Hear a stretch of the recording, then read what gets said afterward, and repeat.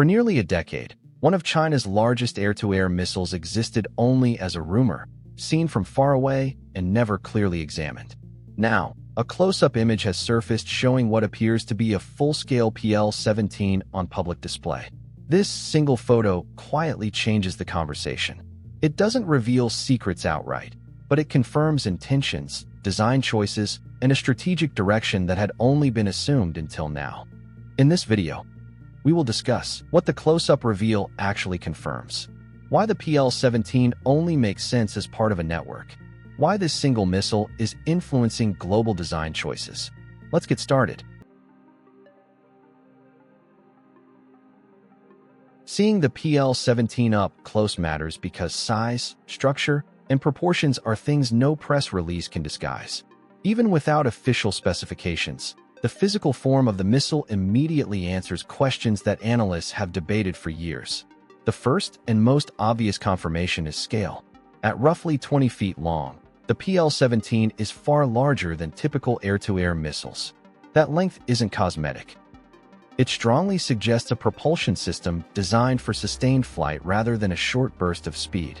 The visible structure aligns with long-standing reports of a dual-pulse motor, which allows the missile to manage energy more efficiently over extended distances.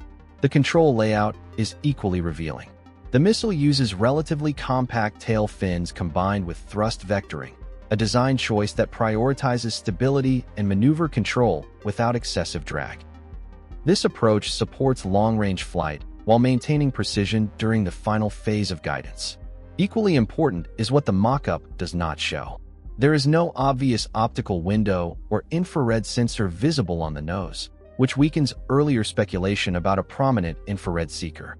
Instead, the design aligns more closely with an active electronically scanned array seeker, supported by two-way data updates during flight. This reinforces the idea that the missile depends heavily on external information rather than acting alone. The exhibition setting also matters.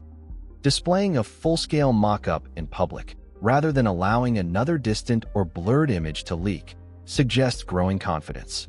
It implies that the system is no longer experimental or conceptual.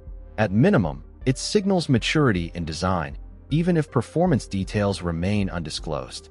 Taken together, the close-up doesn't introduce something new.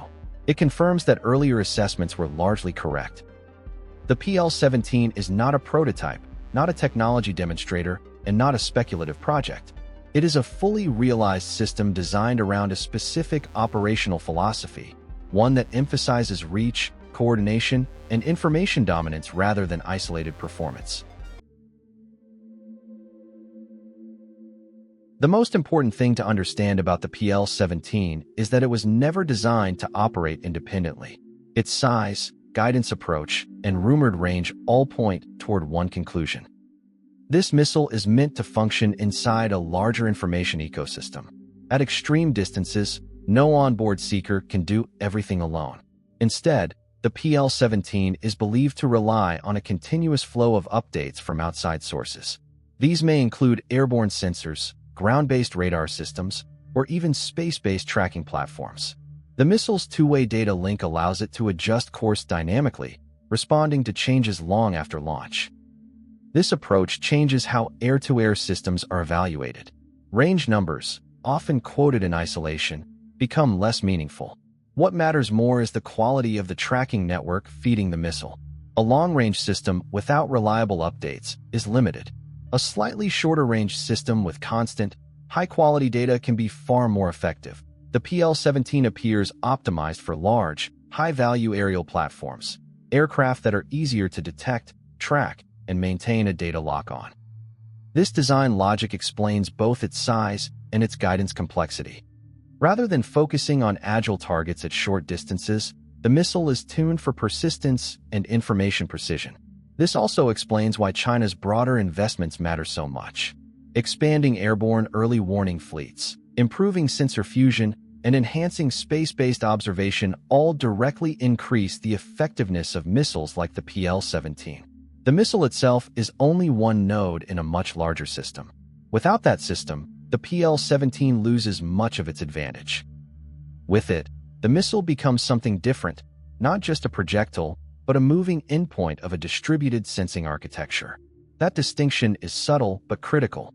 In this context, the PL-17 is less about pushing technological limits and more about integrating technologies already proven elsewhere. Its significance comes from coordination, not novelty. The missile reflects a shift in thinking. Success is no longer defined by what a single platform can do, but by how well multiple platforms share information in real time. The quiet attention surrounding the PL-17 isn't driven by surprise. It's driven by validation. For years, planners outside China assumed that such a system was coming. The close-up image simply confirms that those assumptions were accurate. That confirmation has consequences. Once a capability is no longer theoretical, it reshapes priorities. This is why other countries have accelerated their own long-range aerial systems in recent years. The focus has shifted from incremental improvements to entirely new engagement envelopes. In the United States, this shift is reflected in programs like the AIM-260 Joint Advanced Tactical Missile, which remains highly classified but is widely understood to emphasize extended reach and advanced guidance. Similarly, the introduction of the AIM-174B, an air-launched adaptation of an existing long-range system, highlights a willingness to rethink how aerial coverage is achieved. What's notable is that these responses mirror the PL-17's underlying philosophy rather than copying its design. The emphasis is on reach, information flow, and system integration. This convergence suggests that multiple countries are arriving at similar conclusions independently, guided by the same operational realities rather than direct imitation.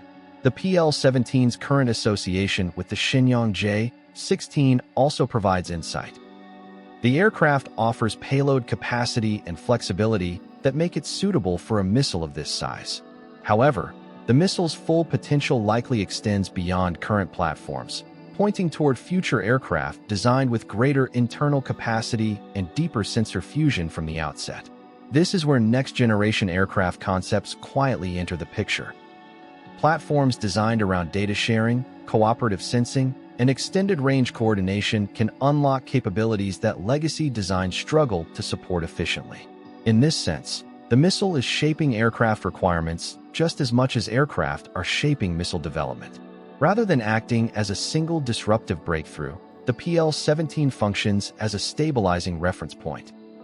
It confirms that long-range, network-enabled aerial systems are no longer speculative ambitions, but established design goals. That realization is now influencing how future aircraft, sensors, and support platforms are planned across multiple aerospace programs worldwide. The close-up appearance of the PL-17 doesn't reveal everything, and it doesn't need to. What it does reveal is confidence, maturity, and a clear design philosophy. This missile confirms a shift toward long-range, information-driven aerial systems where coordination matters more than raw performance. Rather than being a surprise, the PL-17 is a marker along a path that many already anticipated. The real story isn't the missile's size or speed, but what it says about the future shape of aerial technology, and how quietly that future is already taking form.